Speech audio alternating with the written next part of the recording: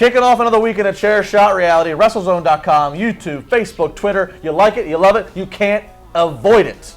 And you want more of it. Justin LeBar, Renell Hunt, Juice Springsteen. You're voguing. Vogue.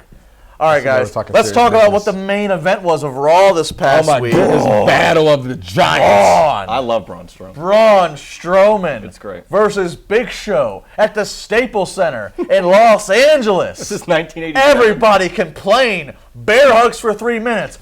Fee, fi, fo, fum. If you don't like it, you are effing dumb. They delivered. They gave you exactly what you needed to have. They gave right us there. chain that wrestling. match was great. Chain wrestling. He needed a kip up. Nip he needed ups. a chain wrestling. Oh my it was God. phenomenal. Drop It was kicks. phenomenal. Braun Strowman is on a new Screw your level. AJ Styles shirt. It was phenomenal. Maybe Braun should face AJ. Where's your Braun Strowman shirt? I don't know if they even have one.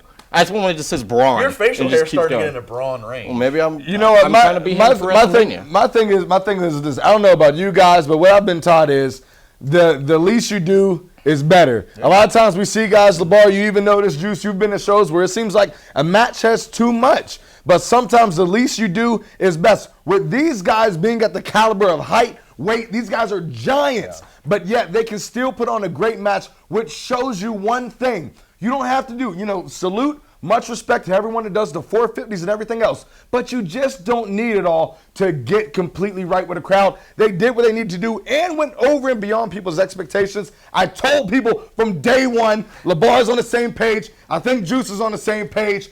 Big guys can go. Braun Strowman, he is my man. I love everything about him. They would have had Madison Square Garden going crazy in '86, and they had the LA and the Staples Center in 2017. Me, Gene Okerlund would have been, how Vince Sr. would have been, it would have been going crazy. Let's be real here. Obviously, I'll acknowledge, if this was 12 months ago, Braun Strowman probably would have not delivered at that rate. Braun Strowman's had a lot of on-the-job training, Definitely. And he was in there with one of the best big men ever, maybe the best big men. And he's had a string of those. He was with Mark Henry last week, too. Right. Look, but as Renell was saying, the key here is that while there is certainly something to be appreciated about, the Noam Dars and the Sami Zayns and every person, I'm just randomly poking at people here, all the high-flying athletic stuff, there is something to be said about that. However, it's just that case of when you see it so much, it's hard to make it stand out. Braun Strowman has the gift of a big guy. You wonder why they pluck guys from the powerlifting world or the football world. It's because if they have the size that can't be taught and they have the athletic ability that can't be taught, they have the brain that can't be taught, and they can be taught the fundamentals. If he could be taught the ability to do a kip up and how to work it in a match, it makes everybody, it goes, wow, this is what wrestling's all about. Putting things in the right place to get the most reaction out of it, doing the least. And Braun in the ring doing nip-ups and stuff reminded me of when Big Show did it in '95 when he first came to WCW. Same type of thing, a leaner type of guy. Big Show's now even. Big Show is leaner than he's coming back now. But doing stuff like that, and it just, I think the ceiling is.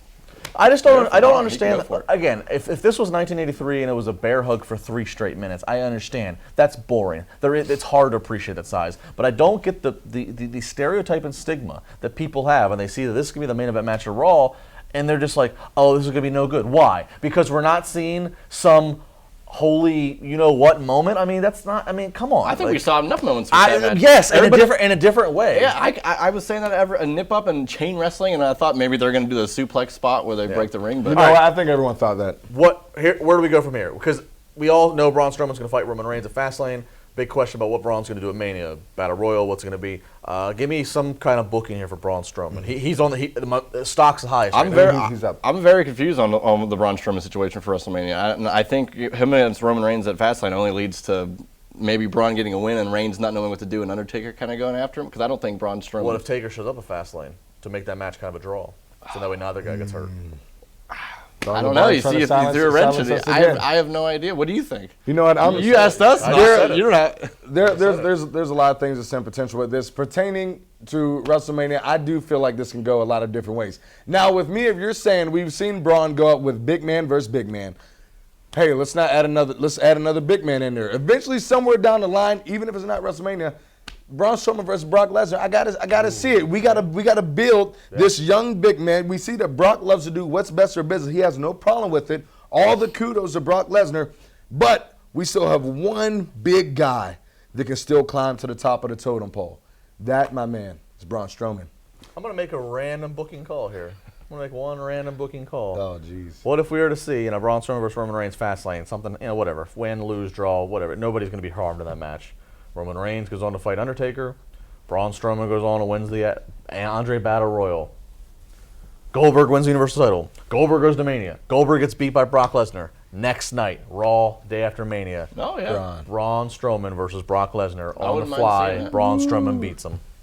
So you think And the era of Braun begins. the only spot for Braun right now is a battle royal type thing? We don't have a definitive process of elimination. I don't know who else It's you just put him crazy against. that he's been running through people, and you would almost assume, he's going to get Taker this year, but it's probably set for Roman Next Reigns. night, Brock Lesnar comes out. Paul Heyman says, "See, there's not nobody that can that can conquer And they'll this pop beast." for Braun. Yeah, that's all you got to hear.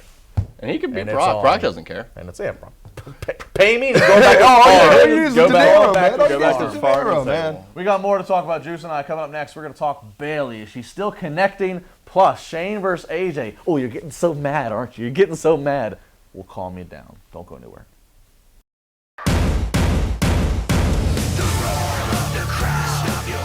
Dial up your watches. Josh Eisenberg at Josh Eisenberg 4, and it is now time for NXT in 90. NXT this past weekend featured 3 big storylines and 3 big reasons why you should tune in every Wednesday night on the WWE Network. First off, Peyton Royce defeated Liv Morgan and Ember Moon in a really solid triple threat match to determine the next #1 contender for Asuka's NXT Women's Championship. Well, it was Peyton Royce, and how can you hate Peyton? She is athletic, she's fierce in the ring, and her facial features are just spot on, and this is not John Cena, spot on whenever you're looking at somebody who can face Asuka, who has everything in the ring and not much outside of it. Also, moving forward in the night, you saw the beautiful, well, maybe not beautiful, but the bruiserweight and Pete Dunne pick up a great victory over, used to be called Mandrews, now Mark Andrews. Once again, I love the fact that the UK talent is getting an opportunity to expose their talent on WWE television regularly or on the WWE Network regularly. But you saw Pete Dunne, an old school guy in a new school body. He reminds you of William Regal. He looks like China, but I love Pete Dunne and his physicality over Mark Andrews picking up the victory. But the main event was Bobby Roode versus No Way Jose, No Way Jose. It didn't matter because all you need to know, Bobby Roode wins. Cassius Ohno is back in NXT. I hope that he's in the best shape of his life. I'm not sure if he is, but no doubt this guy can wrestle, and this guy gives instant credibility and another person for Bobby Roode to face in the main event status. But everybody is waiting, everybody is interested, everybody is anxious for the return of Shinsuke Nakamura. Glorious versus Strong Style Part 2 has to happen in Orlando. At Josh Eisenberg 4, Chair Shot Reality all weekend long. Coming up, I go live debate with Mr. LeBar as we break down the SmackDown Live lack of main events, and we also talk about the Demon King, Finn Balor.